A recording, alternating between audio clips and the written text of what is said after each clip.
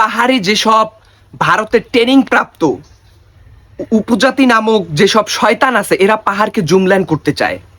এই শয়তানগুলো বলে তাদের একটাই স্লোগান, তাদের অনেকের ভিতরে এই স্লোগানটা আছে যে পাহাড় থেকে সেনা হাঁটাও, পাহাড় থেকে বাঙালি হাঁটাও। তো তোরা কি বাংলাদেশের বাইরে? ওকে ফাইন, তোরা বাংলাদেশের বাইরে হলে তোরা চলে যা, পাহাড় ছাইরে দে। কারণ পাহাড়, এই চট্টগ্রাম আমাদের বাংলাদেশের একটা অংশ। এখানে কোনো জুমল্যান্ড হবে না, এখানে কোনো বাঙালি হাঁটবে না, বরঞ্চ এইখানে আরো বাঙালি করবে, আরো বাঙালি প্রবেশ করবে। তো আসল যেটা মূল কথা হচ্ছে এইটা, যে আসলে এখন বিশ্লেষণ করে প্রমাণ করার কিছুই নাই যে এই পাহাড়কে অশান্ত করতেছে ভারত, এবং ভারত থেকে যে ওই যে ট্রেনিং প্রাপ্ত যেসব মনে করেন চেলা আছে, যেসব উগ্র আছে, এরা মনে করেন ট্রেনিং প্রাপ্ত হয়ে এরপর আইসা পাহাড়কে অশান্ত করতেছে। এই চট্টগ্রামকে তারা কি করতে চায়? ছিন্ন করে দিতে চায়, এবং তারা কি করতে চায়? এই চট্টগ্রামকে মানে এই ভারতের সাথে যুক্ত করতে চায়। এটা আসলে এখন যুক্তি দিয়া বা তর্ক করে আসলে বোঝানোর কিছু না, এটা একেবারে প্রমাণিত। যেটা মূল, যেটা এখন যেটা আলোচনার যেটা বিষয় সব থেকে যেটা মানে যেটা আমাদের করণীয়, সেটা হচ্ছে গিয়া পাহাড়ে সেনা ক্যাম্প করতে হবে। যেই যেই স্থানগুলো পাহাড়ে ডেঞ্জারাস আছে সেই সেই স্থানগুলোতে মিনি মিনি ক্যাম্প হবে, এবং পাহাড়ে একটা বড় ধরনের একটা সেনা ক্যাম্প তৈরি করতে হবে, যাতে এই সকল সন্ত্রাস, যাতে এই সকল মনে করেন পাহাড়ি যেসব মনে করেন রোহিঙ্গা মার্কা সন্ত্রাস আছে, এদেরকে যাতে নির্মূল করা যায়, এদেরকে একদম যেন পাহাড়ের সাথে মিশায়া ফেলান যায়, সেইরকম একটা প্রসেসিং এর ভিতর দিয়ে আমাদের যেতে হবে। সেরকম একটা কার্যক্রম আমাদেরকে করতে হবে, অতি শীঘ্রই করতে হবে, না হয় পাহাড় আরো অশান্ত হয়ে যাবে এবং অশান্ত করবে।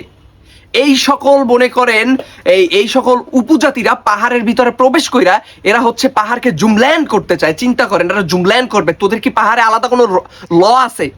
তোদের কি পাহাড়ে আলাদা কোনো নিয়ম কানুন আছে?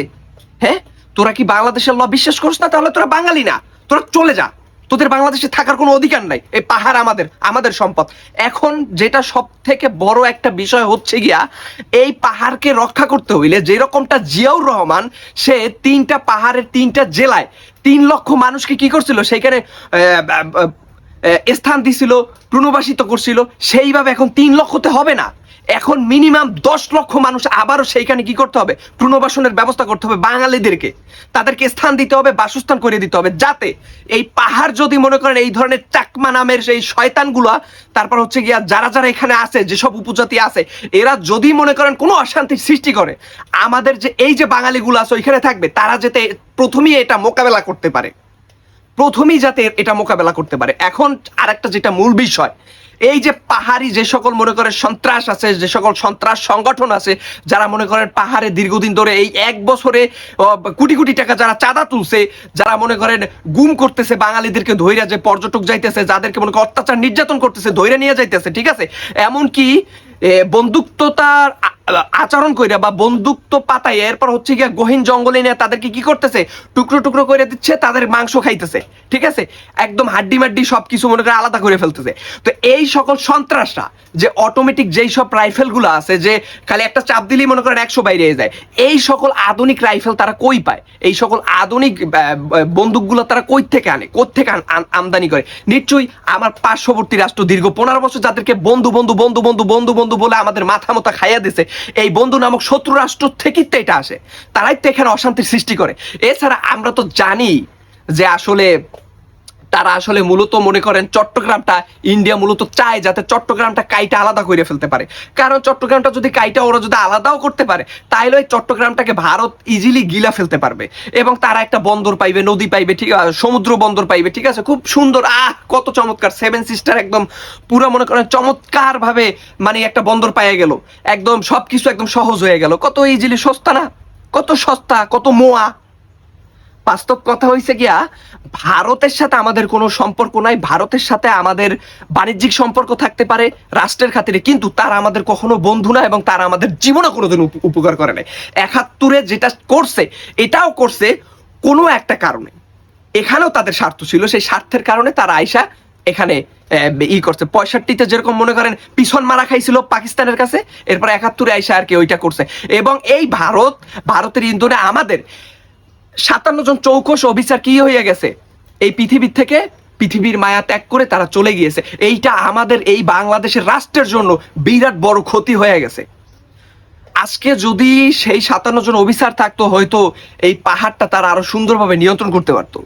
যাই হোক, এখন আমাদের ভিতর প্রেমিক অনেক অফিসার আছে, হয়তো উপরের কিছু চেলামেলা আছে যেগুলো ভারতের দালাল, এছাড়া সবাই দেশপ্রেমিক।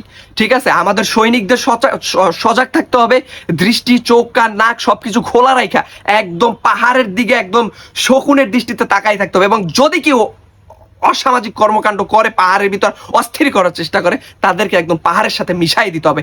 এবং যত তাড়াতাড়ি সম্ভব পাহাড়ে ক্যাম্প স্থাপন করা হোক, সেনানিবাস স্থাপন করা হোক, এবং প্রতিটা স্থানে স্থানে ছোট ছোট মিনি মিনি ক্যাম্প করা হোক, যাতে মনে করেন পাহাড় অস্থির হইলে খুব তাড়াতাড়ি সুন্দরভাবে নিয়ন্ত্রণ আনা যায়। এবং আরো বেশি বেশি বাঙালিদেরকে পাহাড়ে কি করা পুনর্বাসিত করা হোক, পাহাড়ে যাতে বাঙালিরা সুন্দরভাবে ভূমি কিনতে পারে সেই রকম একটা ব্যবস্থা করা হোক। কারণ বাঙালি আর ওই যে পাহাড়ি ওরা যদি সমান সমান থাকে, তাইলে খেলাটা আরো বেশি জমবে। তাইলে মনে করেন সেনাবাহিনীর অত বেশি মনে করেন হামকি দামকি দিয়ে পড়ার দরকার নাই।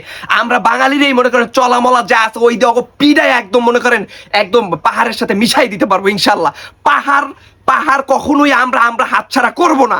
পাহাড় আমাদের সম্পদ, চট্টগ্রাম আমাদের সম্পদ।